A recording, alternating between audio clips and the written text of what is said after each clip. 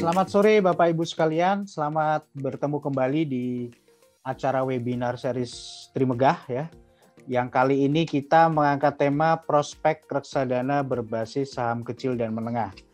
Ya, seperti Bapak Ibu mungkin sudah beberapa yang sering mengikuti seri-seri webinar kita akan menghadirkan khusus di setiap hari Jumat jam 4 sore adalah sesi untuk webinar tentang reksadana. Ya, jadi kita sama-sama di sini nanti akan belajar tentang reksadana dan memang apa yang kami sampaikan mudah-mudahan nanti bisa memberikan manfaat bagi Bapak Ibu sekalian. Karena di setiap sesi, di setiap episode, di setiap minggu kami berusaha untuk menghadirkan tema-tema yang menarik dengan narasumber-narasumber yang memang kompeten. Karena saat ini Trimegah Sekuritas adalah berperan sebagai agen penjual efek reksadana yang kami berpartner dengan 23 perusahaan manajer investasi di Indonesia. Ya, jadi cukup banyak expert yang kami kenal dan saya rasa sayang nih kalau ilmunya ditahan sendiri ya, nggak di-sharing gitu ya, dipegang sendiri, nggak di-sharing. Nah ini sesi untuk kita saling sharing informasi. Nah di kali ini kami mengundang dari Prospera Asset Management, yaitu Bapak Michael Tanjung sudah hadir di sana, videonya sudah live, sudah nyala. Saya langsung sapa aja dulu Pak Michael. Selamat sore Pak Michael. Sore Pak Hasbi, kawan-kawan investor semua. Siap. Terima kasih waktunya udah diundang nih Pak Hasbi. Siap. Ini juga beberapa teman-teman investor juga udah nunggu-nunggu nih kapan nih Prospera ngisi webinar nih ya.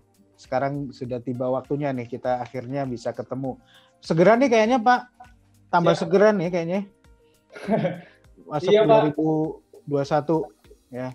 Tahun kemarin sempat ini ya, performance-nya pas lagi saham jatuh sempat gimana Pak waktu itu? Sempat apa nih Pak? Kita sempat pusing juga nggak?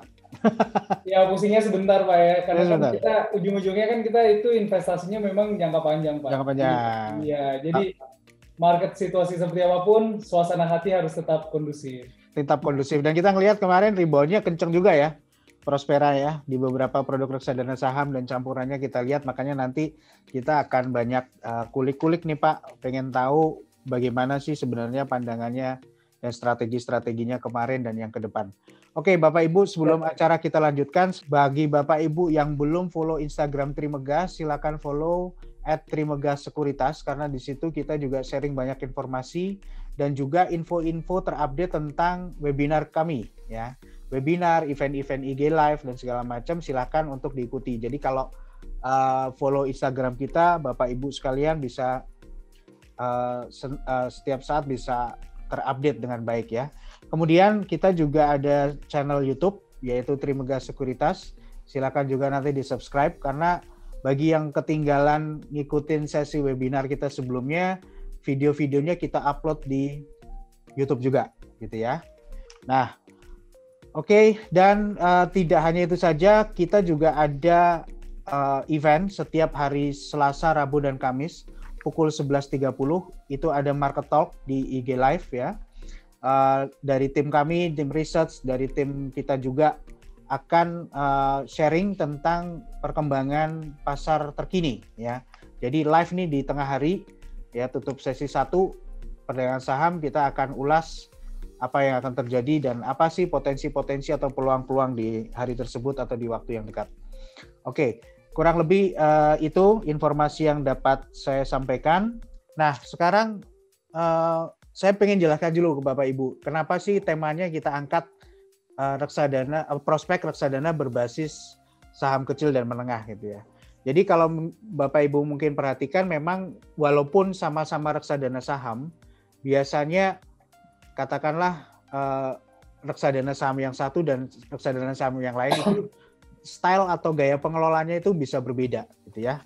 Jadi berbeda-beda juga tergantung bagaimana strategi yang memang diterapkan fund manager di produk tersebut. Nah, seperti kita ketahui saham di bursa efek ini kan ada ukuran-ukurannya nih, ada yang saham besar, biasanya disebut tuh kapitalisasi besar, ada yang kapitalisasinya menengah, ada yang kapitalisasinya kecil, atau mungkin kalau Bapak Ibu cukup familiar ada istilah big caps, small cap, small to medium caps gitu ya. Nah, Kita nanti akan bahas. Nah, reksadana pun begitu, karena berbagai banyak pilihan saham di bursa ini, tentu saja ada peluang-peluang yang bisa dimanfaatkan.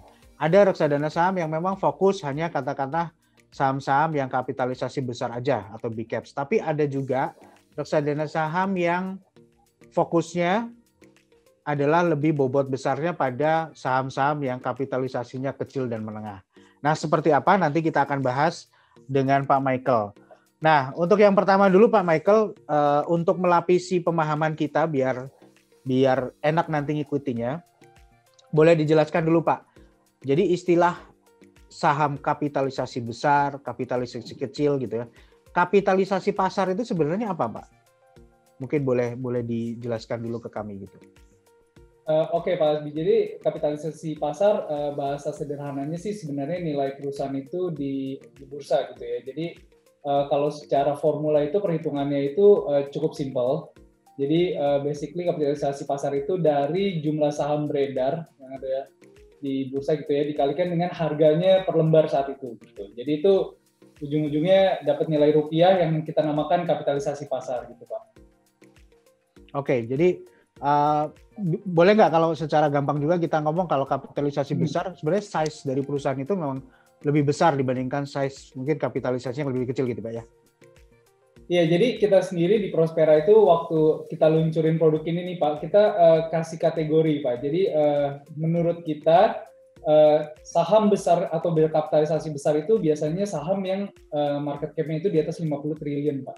50 triliun ya? Ya, sedangkan untuk kategori yang mid size, yang medium itu 5 sampai 50 triliun. Dan yang small cap itu berarti artinya yang di bawah 5 triliun gitu Pak. Biar lebih kebayang ya, ini jadi IHSG sendiri kalau kita lihat, per akhir tahun 2020 itu memiliki market cap sebesar 6.800 triliun rupiah. Ya, jadi dengan total saham yang aktif, saya masukkan di situ yang diperdagangkan adalah 663 saham. Nah, dari 663 itu hanya 27 saham yang berkapitalisasi di atas 50 triliun. Sedangkan sebanyak 443 saham itu market cap-nya di antara 5 sampai 50 triliun. Nah, yang ini masuk ke kategori mid cap yang tadi saya bilang. Nah, sisanya itu 193 saham itu kapitalisasi pasarnya di bawah 5 triliun atau biasa kita sebut juga tadi small cap. Jadi IHSG sendiri itu adalah market cap weighted index, Pak. Jadi bisa kelihatan di situ, jadi walaupun hanya 27 saham ya, large cap ini menguasai 62% dari total keseluruhan market cap IHSG. Yang besarnya itu kita lihat di chart itu adalah 4.200 triliun. Sedangkan 29% itu kontribusinya dari saham mid cap, dan sisanya hanya 9% itu dari kelompok saham small cap. Oke, jadi memang saham big caps ini walaupun kecil tapi mendominasi di pasar gitu Pak ya. Tapi kalau ngelihat tadi kan small mid cap memang kalau disatuin pun mereka masih kecil gitu ya, dominasinya ke market. Tapi ngelihat jumlahnya kayaknya cukup banyak pilihan ya sebenarnya di situ banyak ya. Banyak sekali Pak, iya. Ya, nah tapi banyak orang yang bilang bahwa kalau saham investasi di pasar saham yang kapitalisasinya lebih kecil gitu ya, apalagi kecil dan menengah itu mengandung risiko yang cukup tinggi gitu ya dibanding katakanlah ya kapitalisasi besar. Nah, risiko apa ini Pak sebenarnya yang dimaksudkan ini dan benar nggak tuh memang risikonya seperti itu? Ya jadi kalau ngomongin soal risiko ya Pak, ini tergantung dilihat dari sisi mana. Karena di dalam dunia investasi, Pak Hasbi tahu sendiri, risiko juga menggambarkan opportunity kan atau peluang gitu ya. Mungkin aku kasih share screen lagi nih Pak ya, buat kasih gambaran perbedaan paling mendasar antara saham besar, menengah, dan kecil. Nah, jadi kita di Prospera itu kita lihat aspek utama ini Pak, yang sangat membedakan karakter antara saham berdasarkan market cap. Gitu ya. Jadi dari sisi prospek pertumbuhan, saham SMC ini biasanya memiliki potensi yang besar. Karena bisnis dan marketnya belum se-mature perusahaan besar, Pak. Jadi untuk scaling up revenue relatif lebih mudah. Artinya potensi pertumbuhan laba juga lebih besar di sini.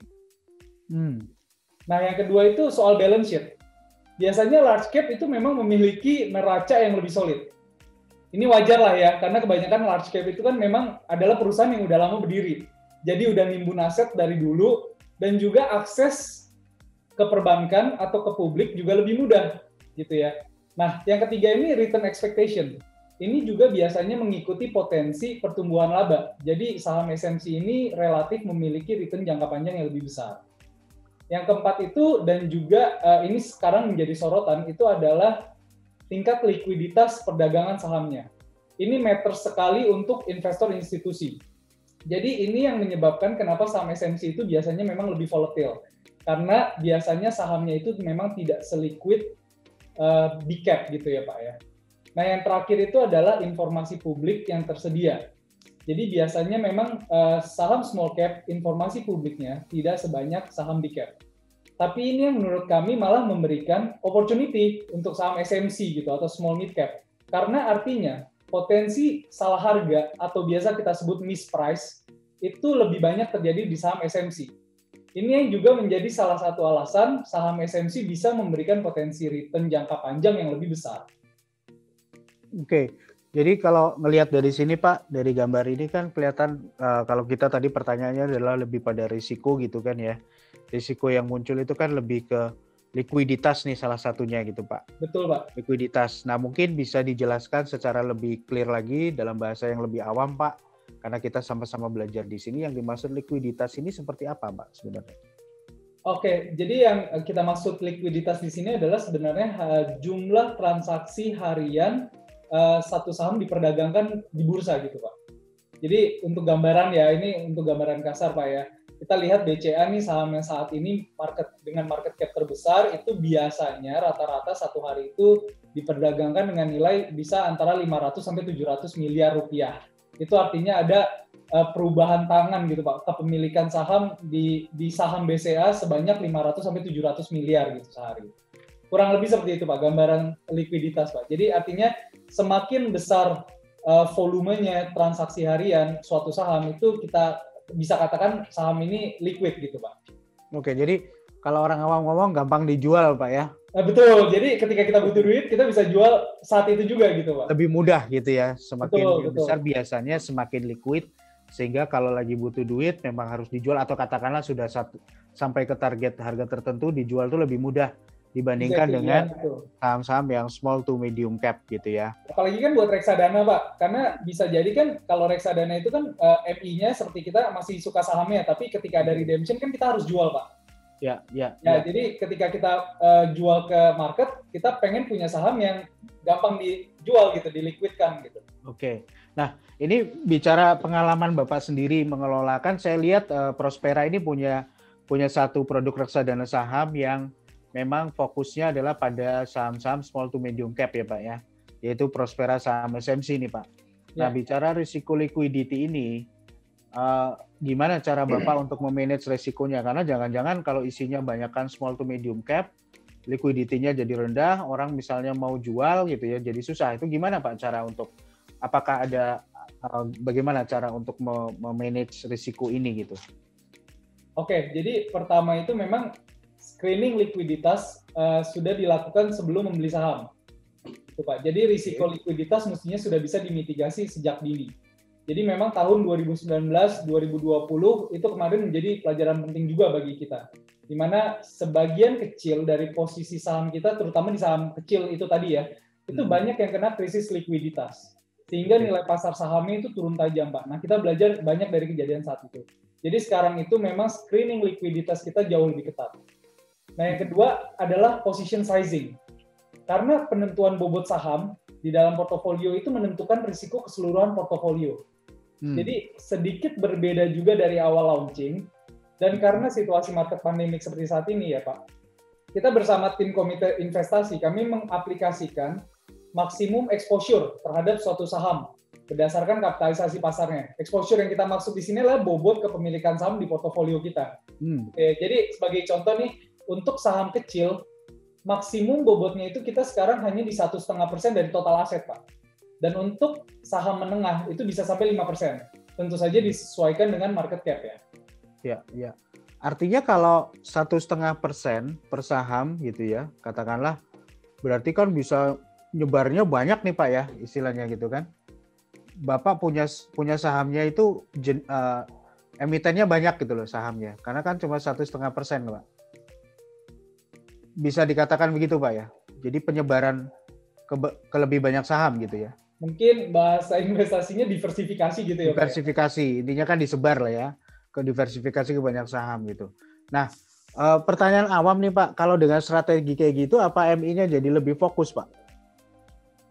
Kan fokusnya jadi kepecah banyak hal tuh Pak, ke banyak saham gitu, untuk dipantau gitu.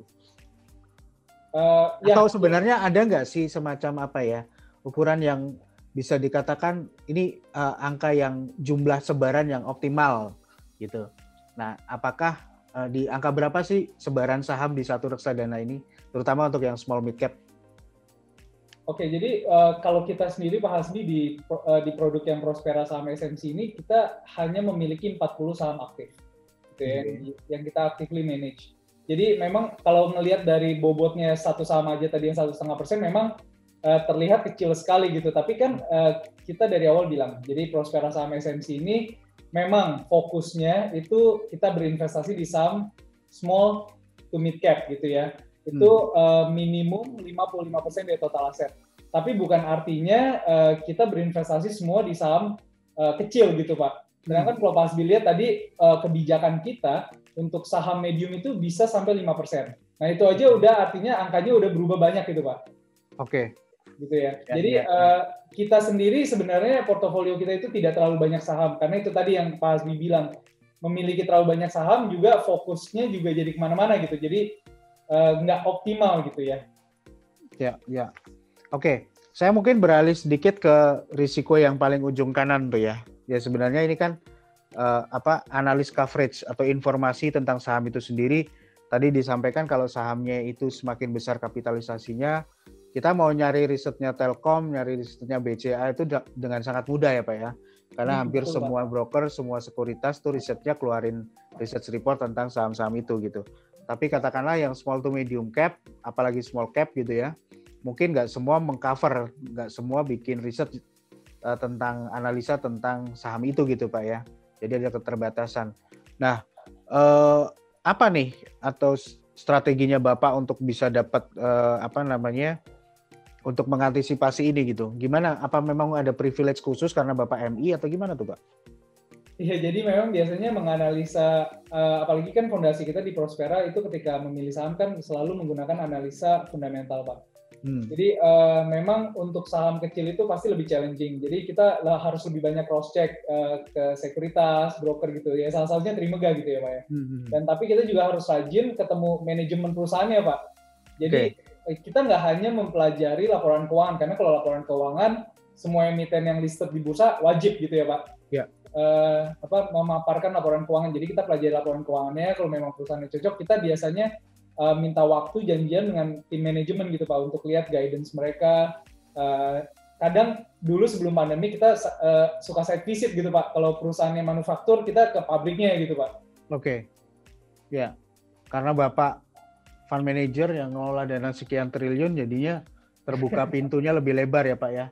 Dibanding kita-kita yang investor retail, ketok pintu nggak dibukain nih Pak ya, susah ya untuk langsung direct akses ke mereka gitu.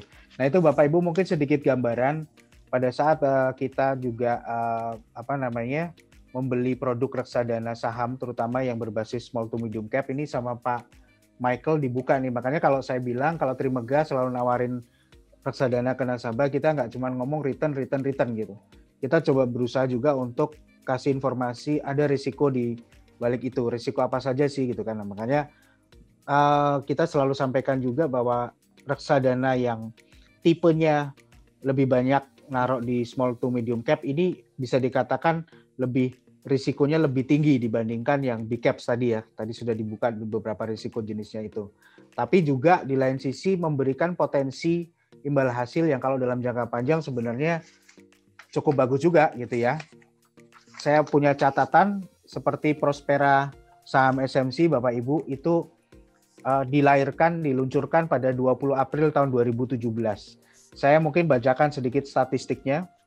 Tahun 2017 Prospera Saham SMC itu dari lahir sampai akhir tahun ya itu 29,3% lah kurang lebih. 29% naiknya sementara IHSG di periode yang sama itu sekitar 13,6%.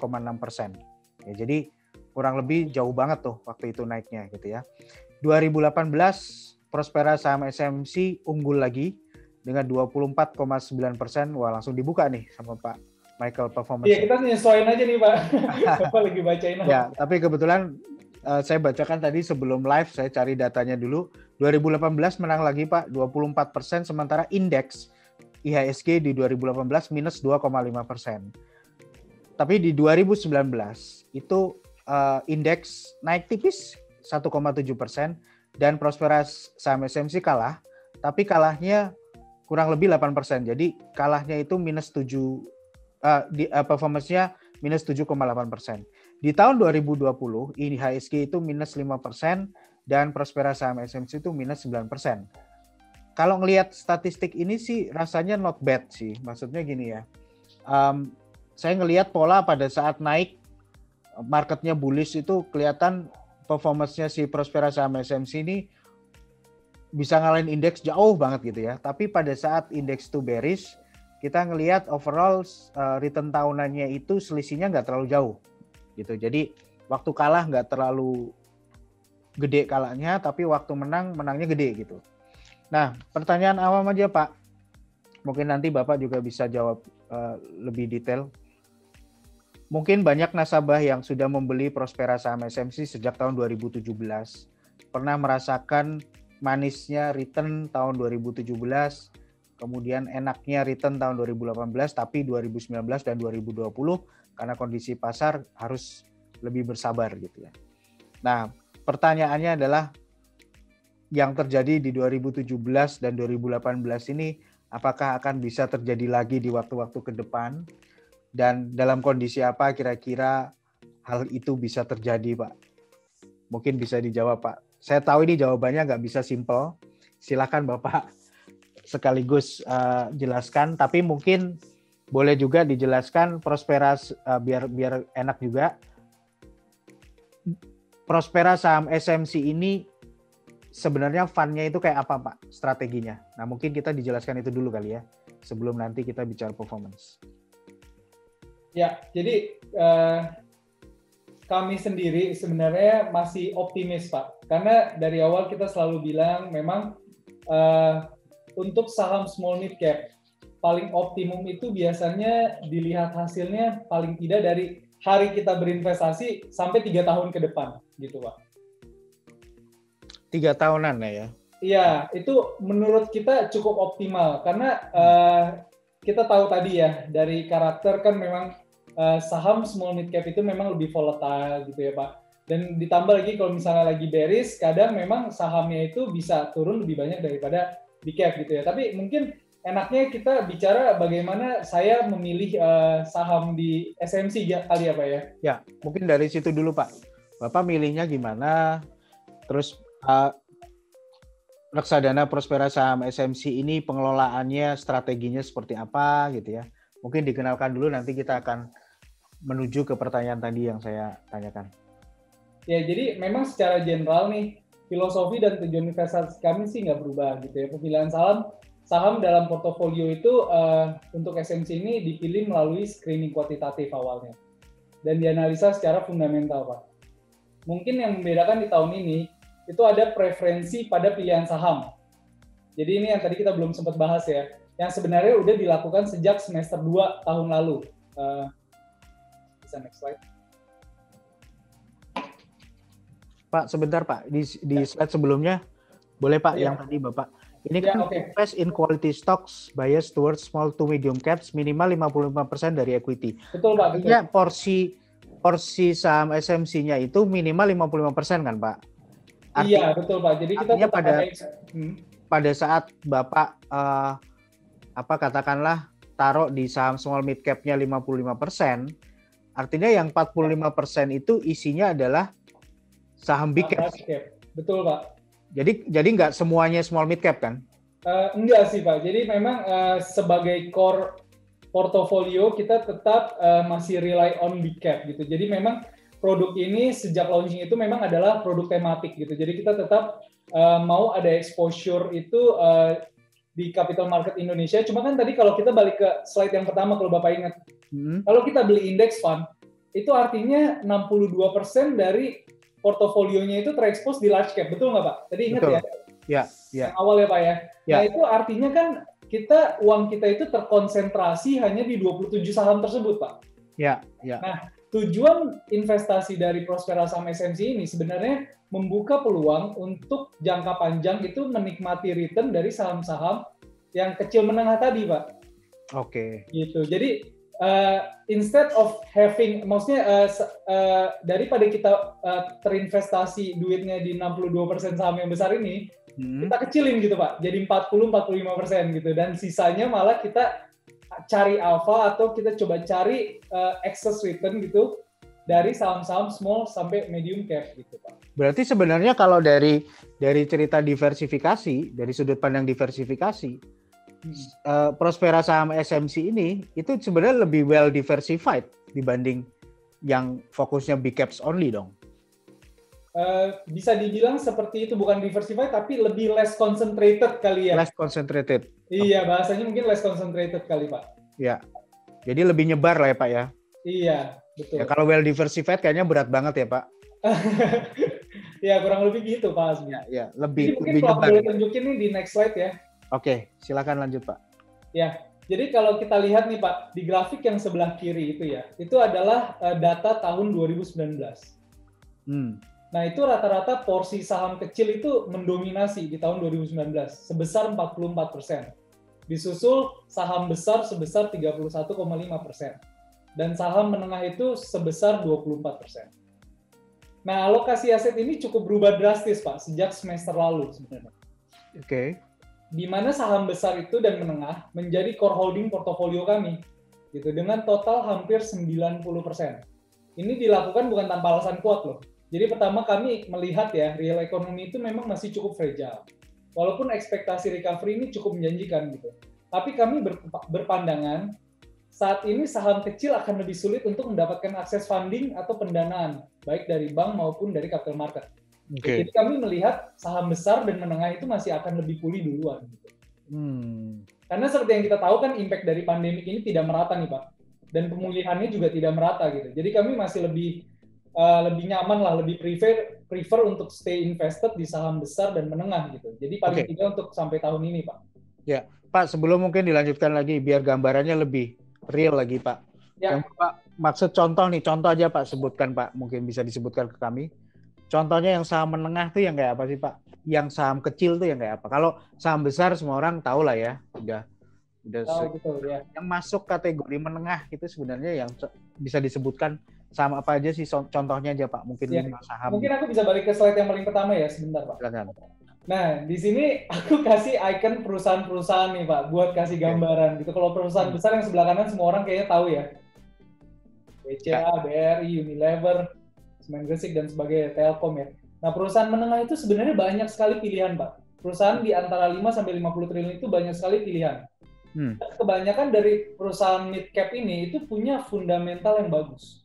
Karena kalau kita bicara fundamental itu, market cap menjadi irrelevan gitu Pak. Pada saat fundamental itu berfokus. Pada saat bicara fundamental, market cap menjadi irrelevan. Iya betul, karena fundamental itu analisa fundamental itu benar-benar independen dari market cap. Jadi benar-benar kita hanya melihat kualitas kinerja suatu perusahaan gitu Pak. Ya.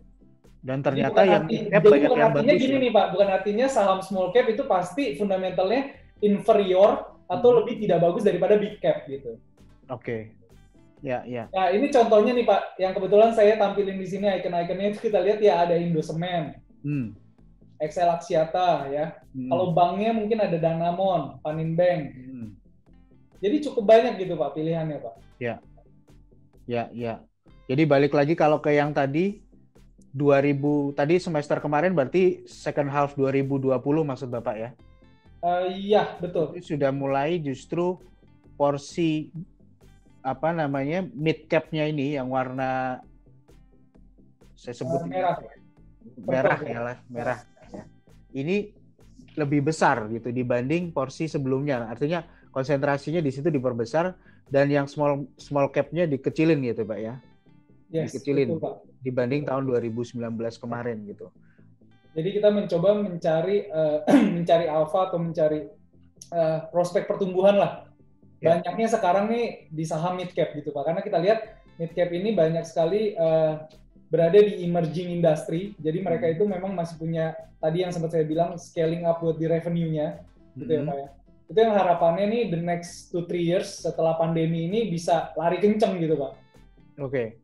Dan tadi sempat Pak Michael kan sampaikan di awal sebelumnya maksudnya ini juga strategi karena tadi salah satunya small cap mungkin di kondisi pandemi kemarin lebih rentan sulit untuk misalnya mencari pendanaan atau apa gitu Pak ya.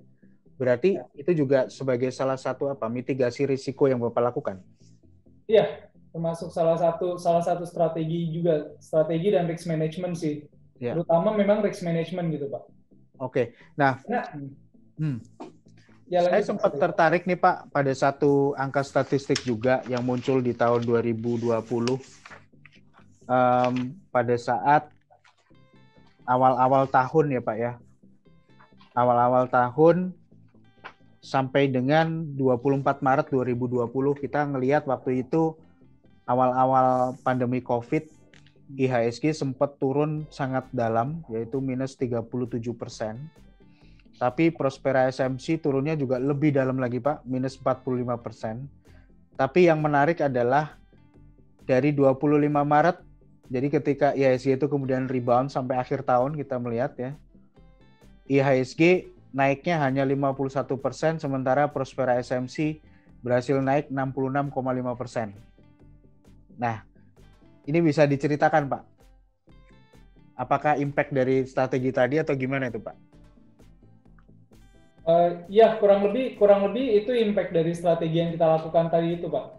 Jadi memang jadi kalau saya boleh cerita nih ya Pak, waktu tahun 2019 itu sampai 2020 itu memang benar-benar banyak sekali kejadian makro gitu yang di luar prediksi kita gitu Pak. Jadi itu kenapa kita lihat sebenarnya saham SMC itu sudah mulai terkoreksi itu dari 2019 semester 2 kalau saya tidak salah. Iya. Jadi itu awalnya itu di-trigger dari US-China trade war, kalau Bapak ingat. Oke. Itu aja udah membuat liquidity crunch gitu di market. Jadi itu impact-nya langsung berasa ke saham-saham yang kita pegang gitu, Pak. Iya. Jadi terus masuk ke 2020 bukannya malah membaik, malah kita di awal tahun langsung kena terekspos yang namanya COVID-19 ini gitu, pandemi. Jadi itu kita udah jatuh terus ketimpa tangga gitu. Nah itu yang kita di luar hitungan kita, purely di luar hitungan kita. Nah itu yang kita sekarang jadi approach-nya itu lebih konservatif Pak, bisa dibilang. Oke. Di satu sisi kita juga nggak mau ketinggalan gitu. Maksudnya kita mau nge-catch, kita mau dapetin growth yang mungkin terjadi tahun ini dan tahun depan gitu Pak recovery-nya. Makanya kita kenapa posisi kita di mid cap tadi itu kita masih cukup besar gitu. Ya, itu Bapak Ibu sekalian, makanya kita juga waktu 2017 saya juga masih ingat waktu itu mengenalkan produk Prospera saham SMC ini ke nasabah. Kita selalu bilang bahwa porsi untuk investasi di reksadana ini selain tadi ya untuk yang memang long term investment, yang kedua memang porsinya mungkin jangan yang terlalu besar di alokasi investasi Bapak Ibu.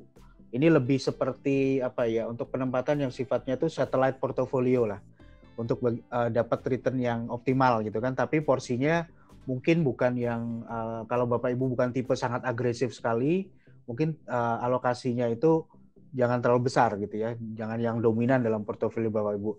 Nah kita sama-sama udah ngelihat pola, kalau yang kita lihat di grafik ini itu yang sebelah kiri, ini benar-benar dari tahun 2017 sampai tahun 2020, 2021 malah nih ya, udah sekarang.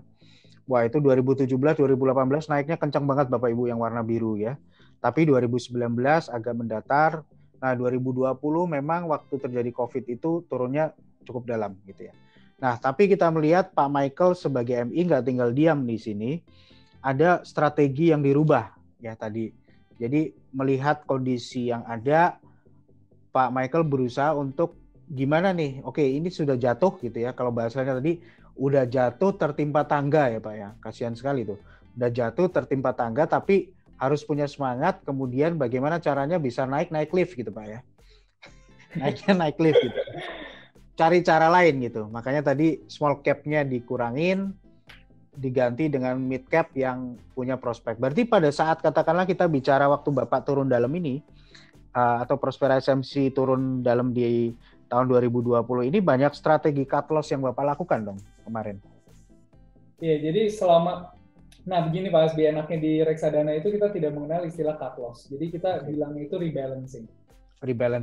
Betul. Jadi istilah cut loss itu kan kalau kita memiliki unrealized loss lalu kita realisasikan. Oke. Ya kan. Nah, tapi apa yang terjadi di reksadana adalah kita memang menjual suatu bad asset atau saham yang jelek yang menurut kita prospeknya ini udah nggak bagus nih. Kita ada perubahan tesis investasi gitu.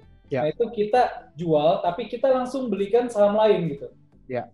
Dengan jumlah yang sama gitu. Jadi mungkin kita sudah lupakan cerita di satu saham A, tapi kita move on ke saham B gitu. Itu yang kita bilang rebalancing gitu Pak. Jadi rebalancing ya istilahnya ya.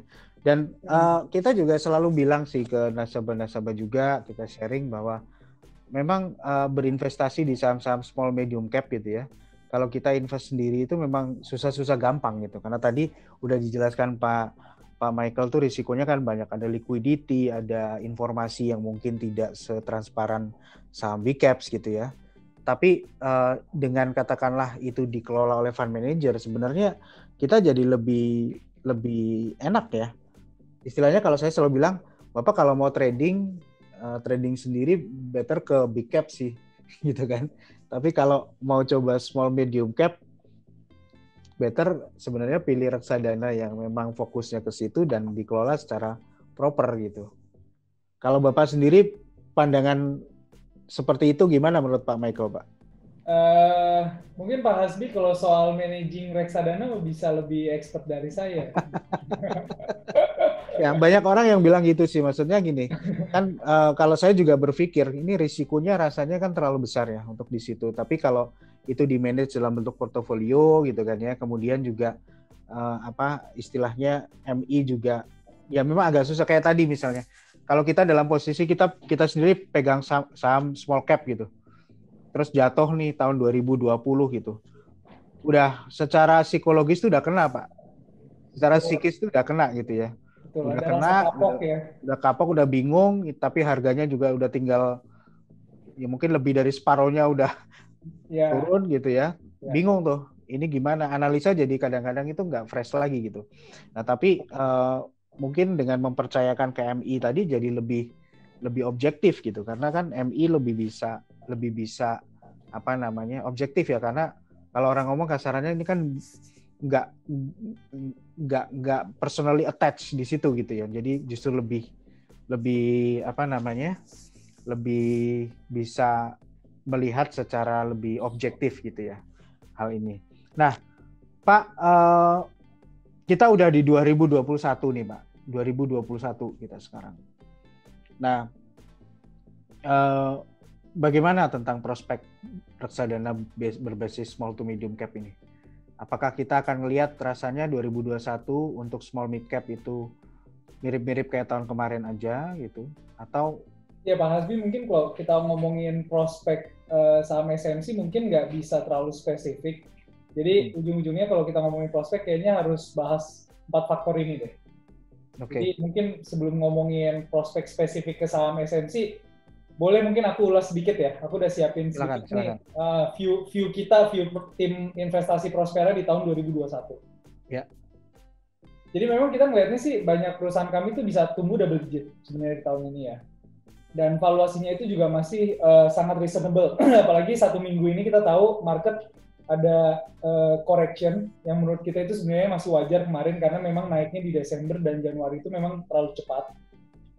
Jadi kalau kita sendiri itu kita masih invest di sektor perbankan. Jadi kita melihat perbankan itu masih jadi proksi utama perbaikan ekonomi. Itu kedua juga kita masih suka telco karena ada konsolidasi industri gitu ya ceritanya. Jadi earnings juga kita lihat nih relatif lebih resilient dibandingkan sektor lain. Dan nickel dan pulp and paper karena punya struktural growth story. Nah sebelum masuk ke nanti bisa kita bahas lagi sektoral, kita lihat makronya. Jadi kalau ngomongin prospek saham secara general, yang pastinya mempengaruhi kinerja saham SMC juga ya. Kita lihat makronya itu ekonomi recovery itu masih sangat dipengaruhi beberapa faktor. Yang pertama itu adalah seberapa cepat dan suksesnya vaksinasi. Nah ini yang mungkin pandangan saya mungkin mempengaruhi koreksinya market 2-3 hari terakhir gitu. Karena rolling vaksinasi itu tidak secepat ekspektasi awal. Tapi menurut kita tetap ini too early to tell. Gitu Pak. Jadi walaupun angkanya masih di bawah ekspektasi, menurut kita ini masih ada chance buat catching up di minggu-minggu ke depan gitu ya. Jadi ini yang kita benar-benar watch closely gitu ya. Tapi stimulus dan excess liquidity ini kita harapkan itu bisa bantu restart dan ngeboost recovery. Ditambah lagi untuk Indonesia nih, yang masih jadi eksporter raw commodity, sekarang diuntungkan dengan tingginya harga sawit, ya kan, reboundnya harga batu bara gitu. Belum lagi nikel yang sekarang jadi industri paling seksi nih. Paling tidak ini bisa memikat foreign direct investment. Nah yang terakhir itu reformasi struktural, itu nampaknya makin jelas juga. Jadi dengan disahkannya kemarin Omnibus Law Cipta Kerja ya, dan dibentuknya SWF itu atau Lembaga Pengelola Investasi Indonesia, ini mestinya bisa bawa dana asing masuk ke Indonesia gitu. Ya. Dan diharapkan bisa menjadi solusi defisit neraca kita gitu. Ujung-ujungnya mestinya rupiah bisa lebih solid dan foreign investor juga lebih confidence. Nah, ngomong yang kedua, earnings ya, masalah laba. Kita sih confidence banget gitu, recovery laba mestinya terjadi di tahun ini gitu. Mungkin baru bisa kelihatan jelas itu nanti di di semester kedua gitu. Nah, hal-hal utama yang bisa jadi penopang kinerja perusahaan itu adalah lower corporate tax ya, dan nilai US dollar yang lebih rendah. Karena Amerika lagi rajin cetak uang nih sekarang, stimulus terus gitu ya. Jadi kita melihat memang outlook-nya dolar itu masih akan rendah gitu.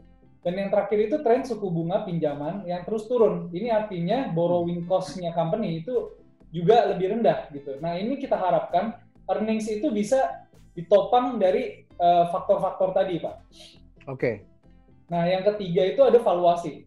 Jadi memang valuasi itu nggak semurah 6 bulan yang lalu, gitu ya. Forget it lah, 6 bulan yang lalu itu benar-benar murah sekali, karena itu semua orang masih panik, ketidakpastian tinggi, semua orang masih belum yakin buat ambil posisi gitu.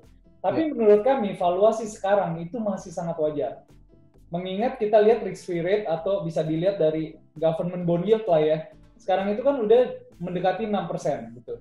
Belum lagi deposito rate dari bank-bank buku besar yang buku 4 gitu udah di bawah 3,5%. Nah ini menurut kita bisa jadi justifikasi valuasi harga saham saat ini. Jadi menurut kita upside buat naik lagi itu masih banyak. Nah yang terakhir itu flow. Nah ini yang lebih susah diprediksi gitu. Jadi kalau kita boleh kasih educated guess gitu ya, dengan mempertimbangkan perbaikan makro, suku bunga yang terus rendah, dan masifnya partisipasi investor retail baru-baru ini, saya rasa sih capital flow di saham masih akan besar tahun ini. Jadi overall nih Pak, kita ngelihatnya tahun 2021 itu dan menuju 2022 nanti itu malah kita feel-nya kok lebih optimis gitu Pak. Gitu. Nah jadi dari situ tadi kita melihat lagi ke saham small mid cap, terutama fokusnya di saham mid-nya ya Pak ya. Kita lebih optimis lagi gitu Pak. Ya. Gambarannya di sektor apa Pak yang mid cap jadi gacuan Bapak nih? Selain tadi disebutkan ada banking ya untuk ininya. Di mid cap ya. Kalau banking kan mostly kebanyakan di big cap ya Pak ya. Tapi kita punya mid cap-nya itu kita suka Bank Panin Pak. Oke. Kita melihat Bank Panin itu punya aset quality yang bagus, valuasinya itu juga murah, hanya setengah kali book value gitu ya. Padahal udah buku 4, dan dia punya earnings quality juga bagus gitu Pak.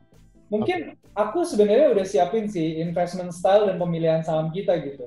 Oke, silakan mungkin bisa dilanjutkan agar ini. Bapak Ibu kalau ada pertanyaan silakan di drop dulu di Q&A. Pak Michael mungkin bisa dilanjutkan dulu.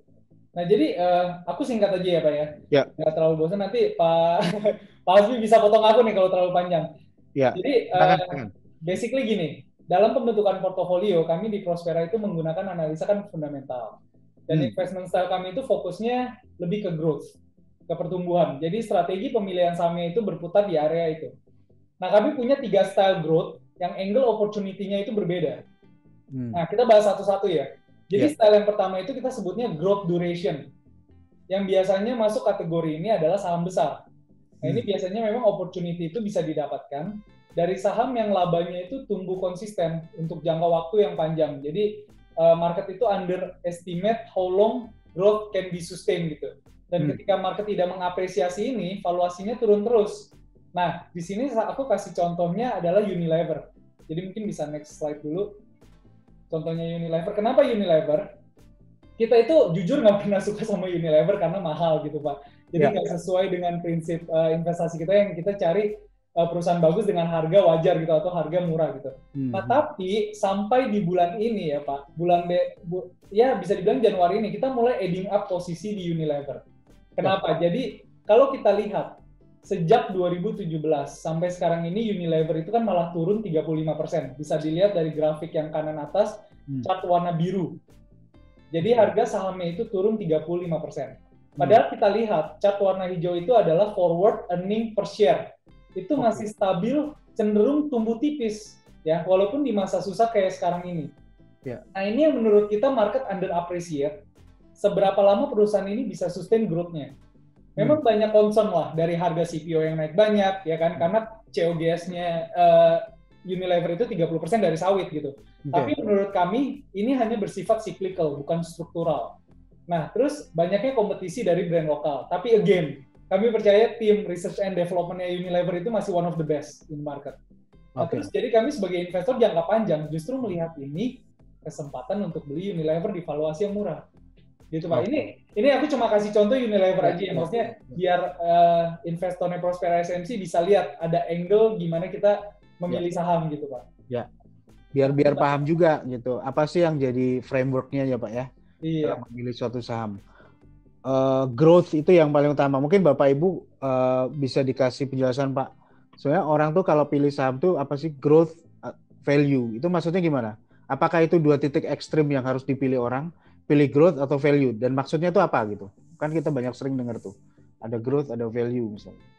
Iya, jadi kalau itu susah bicara Pak. Jadi tiap investor itu punya filosofi itu berbeda-beda. Oke. Gitu. Jadi memang ada orang yang ngelihat value itu above all gitu. Jadi yang penting gue mau beli saham murah. Yang sahamnya price to book-nya di bawah 0,5 bahkan gitu kan. Yang murah banget lah gitu. Tapi nggak terlalu peduli growth. Pokoknya percaya perusahaan ini mungkin bisa tumbuh 5 atau 10 tahun lagi gitu kan. Tapi kita melihat di situ ada resiko yang namanya value trap. Jadi saham ini akan murah terus selamanya gitu Pak. Ya. Jadi makanya kalau Prospera ngelihatnya growth-nya dulu, dari yang growth-nya bagus-bagus ini sahamnya gitu, yang potensi pertumbuhannya ke depan secara fundamental tuh bagus tuh mana, tapi yang masih wajar atau murah gitu kan. Betul, tapi kita bilangnya nih misprice Pak. Gitu. Jadi sebenarnya growth-nya itu sesuai kriteria kita, tapi harga sahamnya tuh for some reason itu nggak sesuai dengan nilai wajarnya gitu Pak. Ya.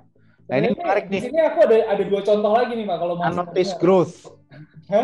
Unnoticed growth. Nah, style yang kedua ini unrecognized growth atau unnoticed growth. Itu saham yang tingkat pertumbuhannya itu di overlook atau tidak disadari market. Padahal ada change in business atau operational turnaround gitu ya. Tapi market under appreciate this gitu. Biasanya saham ini tuh ada di kelompok saham besar atau menengah gitu, small atau mid atau large cap gitu. Biasanya di industri yang udah mature gitu. Nah, untuk contoh di sini aku masukin Excel Axiata. Nah, mungkin bisa next sebentar. Ya, jadi Excel itu memang sempat jadi saham problematik. Ya, kita tahu lah. Mereka punya masalah balance sheet, utangnya terlalu besar gitu kan. Terus terjadi revenue shifting dari legacy bisnis voice ya, suara ke data gitu kan. Belum lagi suka ada network problem. Jadi mereka tuh sempat losing subscriber. Sejak 2018, manajemen tuh bisa membuktikan perbaikan network dan strategi perusahaan berhasil membalikan keadaan. Cost structure-nya turun, pendapatan dari data tumbuh masif, subscriber base juga naik terus. Nah itu kalau kita lihat di grafik yang bawah, itu yang warna orange, itu EBITDA levelnya Excel itu finally breaching new high gitu. Jadi sejak 2018 ke 2020 kemarin, akhirnya tembus 11 triliun Pak.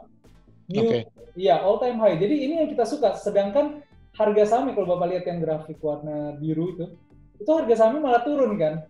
Jadi di sini ada yang kita bilang nih namanya market mispricing gitu, dan ini menurut kita opportunity gitu untuk adding up posisi di saham Excel ini gitu Pak. Nah ini yang tipe growth kedua tadi yang kita bilang unrecognized gitu Pak. Ya.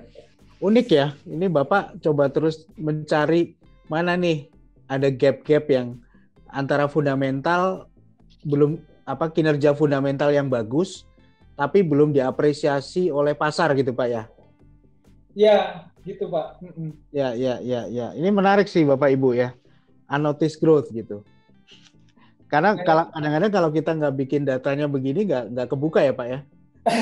Ya ini mungkin kerjaannya nggak cuma kita sih, pasti fund manager lain juga cari-cari peluang di semua saham, pasti cara analisanya juga kurang lebih ada yang berbeda, ada yang sama gitu Pak. Ya. Selanjutnya tadi ada satu lagi tuh Pak. Iya, ini yang ketiga nih Pak. Yang Growth ketiga surprise. itu biasanya saham-saham kecil nih Pak, saham-saham kecil atau medium lah. Ya. Gitu. Jadi style yang ketiga ini kita bilangnya growth surprise. Biasanya saham kecil ini pertumbuhan labanya itu bisa berpotensi di atas ekspektasi pasar atau ekspektasi analis gitu karena satu event atau lainnya ya. Nah contohnya di sini kita masukkan Wood nih Pak. Oke, mungkin next. Ada cerita apa dengan Wood? Kita coba dengarkan.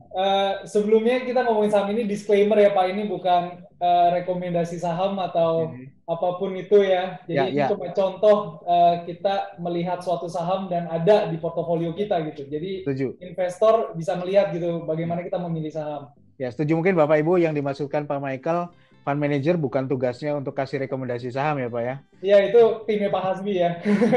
Itu di riset sekuritas ya. Ini hanya Pak Michael menunjukkan contoh-contoh ini agar kita paham bagaimana dan apa yang menjadi pertimbangan dari fund manager dalam memilih berinvestasi di suatu saham gitu. Jadi dengan kayak gini kan kita asalnya tuh kalau memang reksadana itu kita menyerahkan sepenuhnya ke MI sebenarnya. Tapi kan kita juga pengen tahu dia caranya gimana gitu kan. Ibarat itu kalau driver gitu Pak ya. Kita juga pengen tahu nih stylenya kayak gimana nih. Stylenya ngebut atau stylenya hati-hati atau bagaimana gitu. Oke, lanjut Pak. Ya, oke. Jadi yang Wood ini ya Pak, Integra Indo Kabinet nih Pak. Ini perusahaan mebel dan kayu terintegrasi dan terbesar di Indonesia. Bahkan mungkin di Asia Tenggara Pak. Nah, trade war antara US dan Cina, terus kebijakan anti-dumping di Amerika ya untuk produk kayu dari Brazil dan Cina, ini nguntungin banget buat Wood. Jadi ini kita bilang event driven juga nih. Jadi order dari Amerika itu tumbuhnya high double digit, dan Wood sendiri itu kontribusi revenue-nya itu lebih besar ke pasar ekspor. Itu more than 50% dari total pendapatan dia itu dari ekspor gitu ya. Dan sebagian besar dari pasar ekspornya ini adalah ke Amerika gitu. Jadi belum lagi menurut manajemen nih, kemarin itu pas kita manajemen call itu sejak pandemik ini ada perubahan lifestyle. Jadi ini meningkatkan permintaan produk furniture gitu Pak. Mungkin karena banyaknya stay at home ya Pak. Nah, sedangkan valuasi perusahaannya itu kalau kita lihat sekarang itu hanya 12 kali PE dan di bawah 1,5 kali price to book. Itu chart yang warna orange mungkin bisa dilihat di situ ya PE. Jadi masih relatif lebih murah kalau kita bandingkan dengan peers sejenis itu yang di regional kemarin saya cek di Bloomberg itu udah di atas 20 kali PE dan 2 kali price to book. Nah, ini jadi Wood ini adalah salah satu pilihan saham kecil kita nih Pak. Contoh untuk yang growth surprise itu. Seperti itu Pak kurang lebih. Ya. Jadi ada memang disparitas ya Pak ya. Ada gap-gap yang memang disitulah potensi cuannya itu ada gitu Pak ya kalau orang ngomong gitu. Oke. Kalau kita bicara katakanlah ini kan selalu orang bilang nih Pak, katanya kalau indeks itu mulai rebound kemudian IHSG itu udah naik gitu ya, katanya yang naik duluan kan big cap-nya dulu gitu. Habis itu akan diikutin oleh yang mid cap dan small cap gitu kan ya. Setuju nggak Pak dengan itu Pak? Atau mungkin Bapak punya fakta lain yang mau disampaikan? Kalau kita lihat historical Pak, kita ngomongin cara historical biasanya memang seperti itu.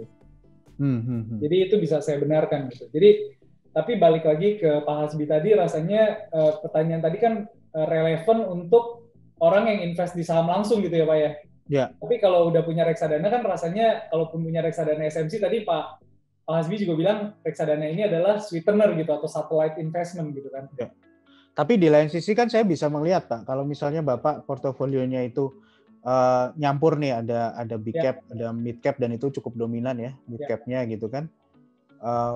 Berarti boleh nggak dibilang kalau nanti misalnya IHSG itu terus naik gitu ya, rebound terus naik, memang tadi benar pemulihan ekonomi itu terjadi, berarti Prospera saham SMC ini punya nafas yang lebih panjang. Karena nanti big cap-nya ini kan mid cap-nya masih ada peluang gitu ya. That's also true Pak. Jadi memang kalau kita bicara di portofolio level, tadi kan makanya Pak Hasbi kita tunjukin kenapa saham mid cap dan big cap-nya itu membesar gitu. Karena memang kita lihat, apalagi sejak seminggu terakhir ini Pak, nanti mungkin datanya bisa berubah lagi tuh. Mungkin big cap jadi lebih gede dikit daripada mid cap gitu. Karena kan tadi mungkin aku belum sempat bilang, jadi Prospera saham SMC ini sebenarnya memang reksadana yang dikelola secara aktif. Artinya turnover atau perpindahan sahamnya itu aktif gitu Pak. Oke. Jadi ketika ada momen koreksi seperti saat ini, kayak hari ini misalnya Big Bang semua terkoreksi 5-6% gitu Pak. Ya kan, jadi menurut kita itu memang di situ ada opportunity buat rebalancing sedikit gitu. Jadi kita ada tambah kepemilikan di Big Bang gitu. Kurang lebih seperti itu Pak. Strategi ini kita bicara strategi day to day ya, yang jangka pendek seperti itu. Oke. Thank you Pak Michael. Kita udah ngeliat Pak, di situ sudah cukup banyak pertanyaan tentang webinar kita. Bapak Ibu yang belum nanya, silakan dituliskan.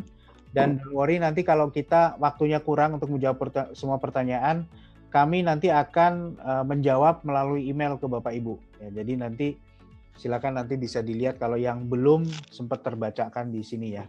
Nah, tapi sebelum kita ke Q&A, saya ada sedikit informasi bahwa Trimegah ini kan punya platform trading, platform investasi namanya Trima, Pak ya. Namanya Trima, di mana di situ Bapak Ibu bisa berinvestasi saham dan reksadana. Jadi nggak hanya saham, tapi juga ada reksadana. Dan uniknya, Trimegah sangat concern pada ide investasi. Jadi kita nggak pengen Bapak Ibu cuman asal berinvestasi tapi nggak tahu mesti beli yang apa, mesti jual yang mana gitu kan, atau katakanlah mana yang prospeknya lagi bagus. Nah, tapi kadang-kadang kita mau baca research report ini juga repot Pak, karena research report kan biasanya bahasa Inggris tebel-tebel lagi gitu panjang ya. Nah, kita bisa simplifikasi itu diterima. Bagi Bapak Ibu yang sudah bisa akses Trima, nasabah Trimegah, bisa melihat itu setiap hari, kita ringkas, kita munculkan, kita tampilkan highlight-highlightnya yang akan sangat membantu Bapak Ibu untuk berinvestasi.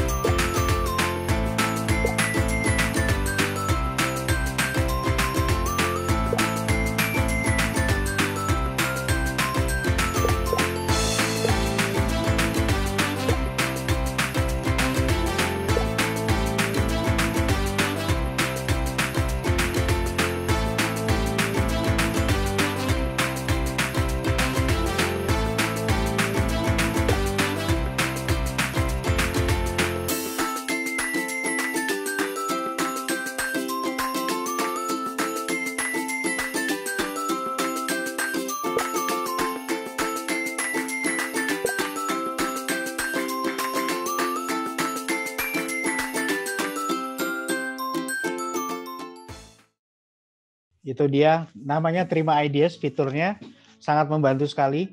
Dan itu tidak hanya tulisan posting, tulisan atau gambar ya. Kita juga munculkan podcast di situ. Biasanya podcast, jadi audio.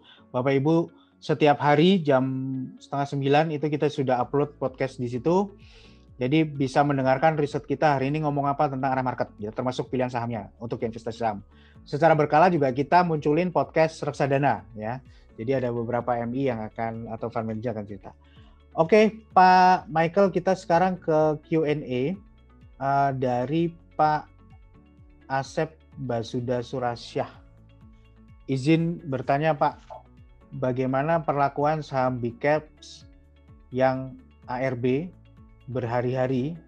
Apakah mengganggu likuiditas investor buat redeem?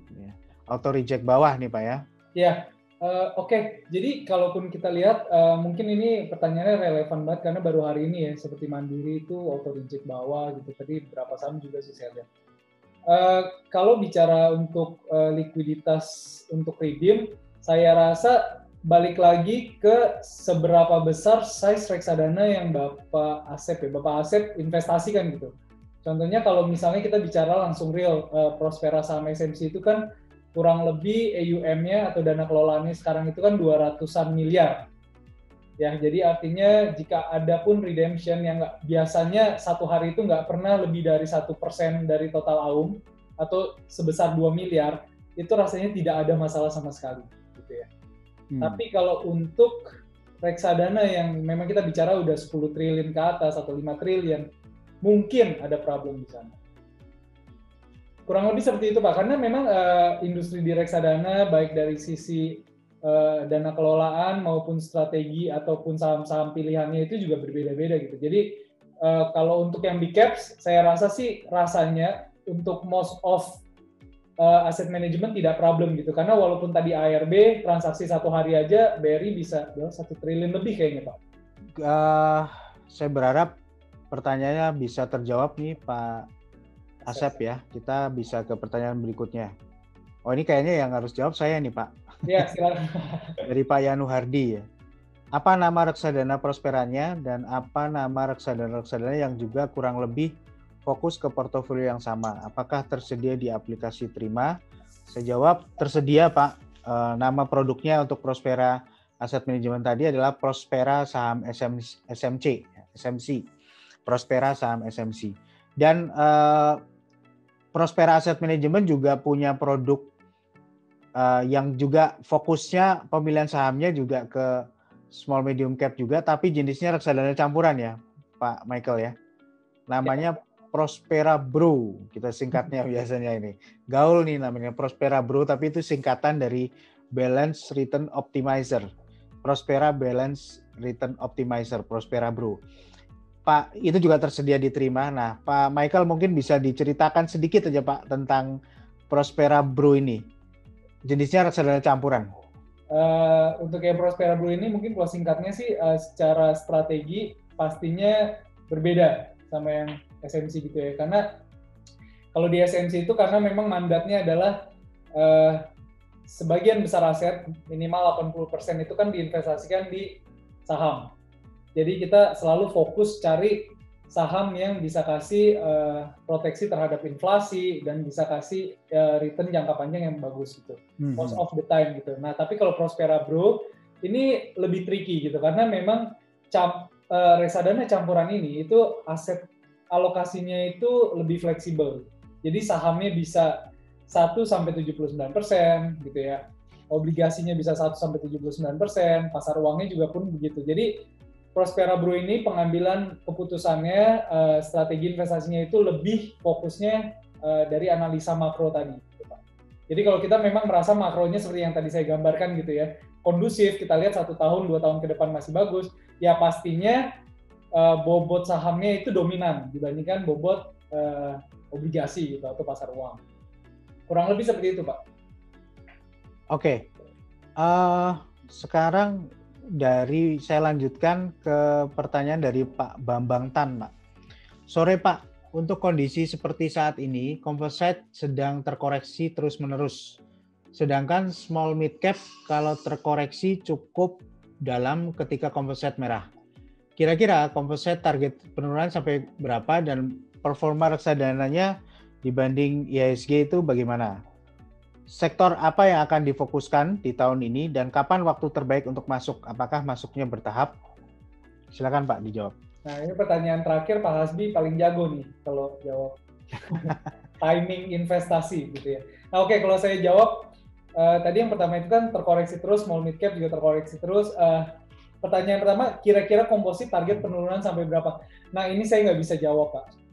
Gitu. Tapi ini sama halnya ketika kita kemarin ditanya ketika IHSG itu rebound dari 5.000-an atau di bawah 5.000 sampai ke 6.500. Kita juga nggak tahu kenapa bisa rebound secepat itu. Itu sama aja. Nah ini sekarang kita ditanya turun sampai berapa.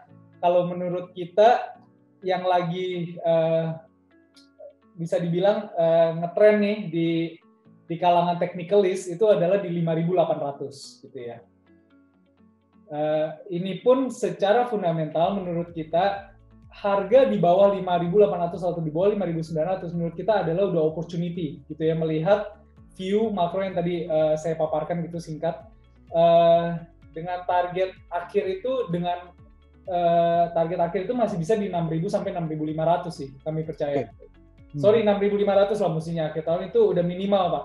Jadi akhir tahun 2021 ya, Pak? Iya. Jadi semakin murah harga sekarang ini artinya ekspektasi return Pak Bambang itu lebih besar gitu. Nah, sektor apa yang difokuskan di tahun 2021 ini? Jadi pertama tadi yang saya sempat sebut singkat gitu ya, kita masih suka perbankan karena kita lihat perbankan ini jadi proksi utama ekonomi recovery di ekonomi gitu. Jadi kita masih suka, dan yang kedua kita juga suka telco karena menurut kita itu tadi ada konsolidasi industri di mana menurut kita kompetisi itu akan jadi lebih less intense. Jadi telco ini akan lebih profitable ke depannya gitu ya. Dan kalaupun belum kejadian, earnings-nya telco itu jauh lebih resilient. Kita lihatlah tahun lalu pandemi terjadi tapi labanya telco ini masih pada tumbuh. Ada yang high single digit, bahkan ada yang double digit gitu ya. Jadi menurut kita sangat make sense untuk invest di telco. Apalagi sekarang ekonomi digital semakin kejadian gitu, semakin cepat terjadi. Yang cukup cyclical dan kita suka itu ada di nickel. Di nickel mining itu kita masih suka, terutama di Inco dan juga di pulp and paper gitu. Jadi kita memang masih cukup besar di mid cap-nya itu ada di Inco dan juga di INKP. Kurang lebih seperti itu gambarannya. Oke. Jadi kapan waktu terbaik untuk masuk, Pak? Apakah masuknya bertahap? Pak Michael dulu yang ditanya, Pak. Ya, kalau saya itu tipe yang suka memang masuk bertahap, tapi semakin bawah semakin besar, Pak Hasbi. Makin ke bawah semakin besar ya. Dan iya. Saya rasa mungkin kalau kita ngelihat sekarang level yang bisa dikatakan ya oke gitu. Oke sekali, Pak. Karena kita lihat kan kemarin IHSG sempat berapa ya? 6.500 ya, Pak? Iya. Makanya sebenarnya udah kelihatan atasnya kan kemarin ya. Betul. Jadi 10% sih cukup a good discount ya, Pak. Ya. Jadi mesti dimanfaatkan nih Bapak Ibu ya. Betul. Jangan terlalu ini juga. Nanti loss opportunity-nya lumayan tuh gitu ya. Dan saya rasa kalau bicara tadi karena kita sedang bicara Prospera saham SMC, komposisinya ada big caps, ada mid cap-nya juga besar gitu ya. Ya seperti tadi kita berharap seperti bisa ditunjukkan di tahun-tahun sebelumnya waktu bullish juga bahwa nafasnya ini panjang nih gitu sebenarnya karena pilihan sahamnya lebih banyak, kemudian juga secara flow mid cap itu biasanya mengikuti big cap-nya nanti naik duluan, dia kemudian akan ngikut belakangan gitu ya. Jadi punya peluang yang lebih panjang sebenarnya. Tapi again memang karena ini bukan reksadana yang indexing gitu ya, bukan yang isinya big cap semua, memang resiko volatility juga tetap ada gitu ya. Oke. Nah, berikutnya Pak, saya tanyakan dari Pak Farid, Pak. Pak Michael, seperti yang Bapak tadi bilang, belajar dari second half 2019, di mana likuiditas di bursa sangat ketat gitu ya. Maka Komite Investasi Prospera membatasi porsi saham small caps maksimal 1,5% per saham. Jadi apakah ke depan bobot keseluruhan saham small caps tidak akan lebih besar daripada mid caps-nya ya Pak? Oke, ini kita bicara ke depan ya Pak. Jadi belum tentu gitu. Karena walaupun per saham itu memang dibatasi akan tetap 1,5%, tapi jika jumlahnya lebih banyak daripada mid caps, ada kemungkinan porsi small cap secara keseluruhan ya kita bicara, secara keseluruhan bisa lebih tinggi daripada mid cap. Ada potensi ke sana. Oke, jadi untuk 12 bulan ke depan rasanya masih jauh dari sana. Ya. Dan saya tahu Bapak bukan cenayang ya Pak ya. Jadi harus melihat case by case, kita harus melihat kondisi yang ada itu diterapkan ke strateginya seperti apa gitu ya. Jadi memang tidak ada yang pasti akan selalu lebih besar mid cap-nya ini gitu. Bisa jadi pada satu waktu di mana memang kondisinya memungkinkan dan di situ ada peluang growth yang cukup bagus, kenapa tidak ya Pak ya? Betul, Pak. Porsi itunya diperbesar. Oke, ini pertanyaan dari Pak Andi Novian. Tadi udah dibahas, tapi mungkin saya akan bacakan lagi. Jadi Prospera SMC ini lebih condong ke value investing atau growth investing, Pak? Itu tadi sempat kita bahas memang ya. Jadi kita memang di Prospera nggak cuma SMC. Kita memang fokus di fundamental analysis yang fokusnya ke growth investing. Jadi memang kita melihat growth itu nomor satu lah. Gitu. Ya, ini sebenarnya hanya beda sudut pandang sih ya. Betul. Ujung-ujungnya orang kepengen.